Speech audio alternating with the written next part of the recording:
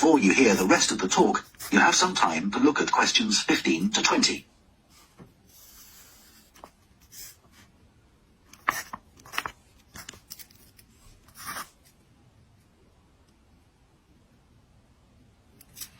Now listen and answer questions 15 to 20. Okay, now I'll briefly help you to orientate yourselves around the site. As you can see, we're in the reception area, which we try to make attractive and welcoming to visitors. There's a corridor running left from here, and if you go along that, the door facing you at the end is the entrance to the coffee room. This looks out onto the main road on one side and some trees on the other, and that'll be where you meet each morning. The factory is the very big room on the far side of the site.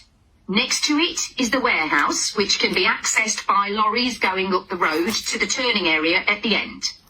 You can get to the warehouse by crossing to the far side of the courtyard, and then the door is on your right. Somewhere you'll be keen to find is the staff canteen. This is right next to reception. I can confidently say that the food's very good, but the view isn't. The windows on one side look onto a corridor and courtyard, which aren't very attractive at all, and on the other onto the access road, which isn't much better.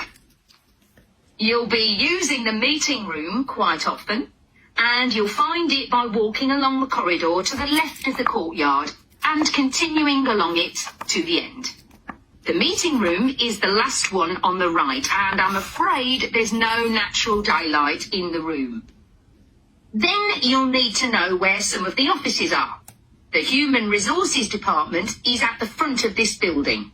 So you head to the left along the corridor from reception, and it's the second room you come to. It looks out onto the main road. And finally, the boardroom, where you'll be meeting sometimes. That has quite a pleasant view, as it looks out onto the trees. Go along the corridor past the courtyard, right to the end. The boardroom is on the left, next to the factory.